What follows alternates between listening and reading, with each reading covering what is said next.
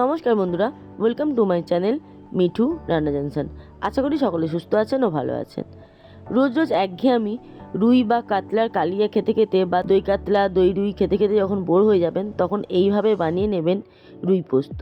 অসম্ভব লোভনীয় স্বাদ হয় এবং দুর্দান্ত খেতে হয়।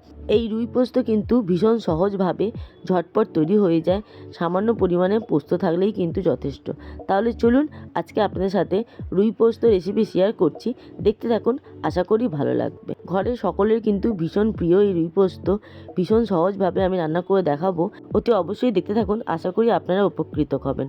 অনেকেই জানেন, কিন্তু আমি কিভাবে করছি তা আমি আপনাদের সাথে শেয়ার করছি, দেখতে থাকুন। প্রথমে আমি রুই মাছের গাদাগুলো নিয়ে নিচ্ছি, তারপর খুব ভালোভাবে ধুয়ে পরিষ্কার করে লবণ হলুদ মাখিয়ে রেখেছিলাম 10 মিনিট আগে।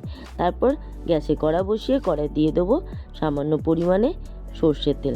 আমি কিন্তু এই একবারই তেল দিচ্ছি, আর কোনো রকমভাবে তেল দেবো না। এখানে আমার 2 টেবিল চামচ তেল আছে। তেলটা খুব ভালো করে গরম হয়ে গেলে এর মধ্যে একে একে মাছগুলো দিয়ে দেবো। লবণ হলুদ মাখানো মাছগুলো দিয়ে খুব ভালো করে মাছগুলো আমি উল্টে পাল্টে ভাজা করে নেব। দেখুন মাছের একটা পিঠ বেশ লালচে করে ভাজা হয়ে গেছে। এবার সমস্ত মাছগুলো উল্টে দিয়ে অপর দিকটাও কিন্তু ভাজা করে নেবো। আমার কিন্তু কড়াতে একটুও মাছ লেগে যাচ্ছে না। সবসময় কড়া ভালো করে গরম করে তেল ভালো করে গরম করেই মাছ দিতে হয়, নয়তো মাছ লেগে যাবার চান্স থাকে। দেখুন সমস্ত মাছগুলো খুব সুন্দর করে কড়া করে ভাজা হয়ে গেছে। অবশিষ্ট বাকি মাছগুলো আমি অফ ক্যামেরায় ভেজে নিয়ে ফিরে আসছি। বাকি মাছগুলো ভেজে ফিরে এলাম। এবার ওই একই তেলে দিয়ে দেবো গোটা গরম মশলা, জিরে আর শুকনো লঙ্কা ফোড়ন। ফোড়ন থেকে হালকা একটা মিষ্টি সুন্দর গন্ধ বেরোবে, সেই সময় দিয়ে দেবো একটা বড় মাপের পেঁয়াজ কুচি। পেঁয়াজ কুচিটা দিয়ে হালকা করে নাড়াচাড়া করে যেই পেঁয়াজটা একটু নরম হয়ে আসবে, সেই পর্যায়ে দিয়ে দেবো একটা বড় মাপের টমেটো কুচি। আপনারা যদি চান টমেটোটা পেস্ট করেও দিতে পারেন। এবার হালকা করে নাড়াচাড়া করে নেব। খানিকক্ষণ নাড়াচাড়া করার পর দিয়ে দেব আদা রসুন পেস্ট। এখানে 1 টেবিল চামচের একটু কম আছে। আদা রসুন পেস্টটা দিয়ে পেঁয়াজ টমেটো আদা রসুন একসাথে ভালো করে মিনিট 2 মতো ভাজা ভাজা করে নেব। আর দিয়ে দেবো সামান্য পরিমাণে লবণ দিয়েও খুব সুন্দরভাবে সব কিছু একসাথে নাড়াচাড়া করে নেব। তারপর যেই টমেটোটা গলে আসবে সেই পর্যায়ে দিয়ে দেব গুঁড়ো মশলা। এখানে বেশি কিছু লাগবে না, সামান্য পরিমাণে হলুদ গুঁড়ো আর দিয়ে দেবো সামান্য পরিমাণে লঙ্কা গুঁড়ো।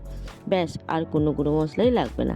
এবার খুব ভালো করে হলুদ আর লঙ্কার কাঁচা গন্ধটা যাওয়া পর্যন্ত সব কিছু একসাথে খুব সুন্দর করে নাড়াচাড়া করে মিশিয়ে নেব। আর দিয়ে দেবো সামান্য পরিমাণে চিনিটা দিলে রান্নার স্বাদটাও বজায় থাকে আর কালারটাও কিন্তু দুর্দান্ত হয়। এই পর্যায়ে চিনি দিলে কালারটা খুব সুন্দর আসে। দেখুন সমস্ত মশলা খুব ভালো করে কষা হয়ে গেছে। এই সময় দিয়ে দেব পোস্ত বাটা। আমি এখানে মিক্সিতে বেটে নিয়েছিলাম। এখানে আমার 2 টেবিল চামচ পরিমাণ পোস্ত আছে। আপনাদের কাছে যদি পোস্ত কম থাকে বা পোস্ত না থাকে, সেক্ষেত্রে আপনারা সাদা তিলও ব্যবহার করতে পারেন। আর দিয়ে দেবো 2টো কাঁচা লঙ্কা। এবার সব কিছু একসাথে খুব ভালো করে নাড়াচাড়া করে নেবো। মশলাটা বেশ সুন্দরভাবে কষে নেব। পোস্ত একটা কাঁচা গন্ধ থাকে, সেটা যাওয়া পর্যন্ত খুব ভালো করে কষে নেব। দেখুন কষতে কষতে কত সুন্দরভাবে তেল ছেড়ে এসেছে।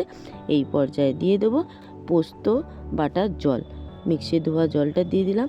তারপর খুব ভালো করে নাড়াচাড়া করে মিনিট 2-3 ফুটিয়ে নেব। মিনিট 2-3 ফুটে আসার পর দিয়ে দেবো সমস্ত মাছ ভাজাগুলো। একটু আগে থেকেই মাছ ভাজা দিতে হবে, তাহলে মাছের মধ্যেও সুন্দরভাবে এই ঝোলের যে ফ্লেভারটা আছে এটা কিন্তু চলে যাবে। সমস্ত মাছগুলো দিয়ে ওপর থেকে দিয়ে দেবো গোলমরিচের গুঁড়ো, সামান্য গরম মশলা গুঁড়ো আর দিয়ে দেবো সামান্য পরিমাণে ঘি। এরকম রান্নাতে একটু ঘি দেবেন, তাহলে রান্নার স্বাদটা কিন্তু দারুণ হয়। ব্যাস 2-3 মিনিট রান্না করে নিয়ে গ্যাস বন্ধ করে স্ট্যান্ডিং টাইমে রেখে দেবো আরও 2-3 মিনিট। তারপরে গরম গরম পরিবেশন করে দেবো রুই পোস্ত।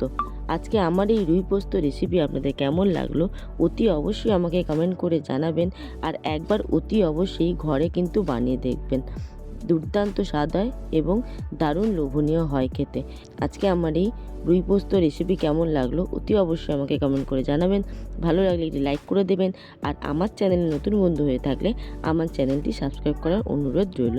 সাবস্ক্রাইব করে পাশে বেল আইকনটিতে ক্লিক করে অল নোটিফিকেশানটা অন করে দেবেন, তাহলে যখনই যা দেবো তৎক্ষণাৎ আপনাদের কাছে পৌঁছে যাবে।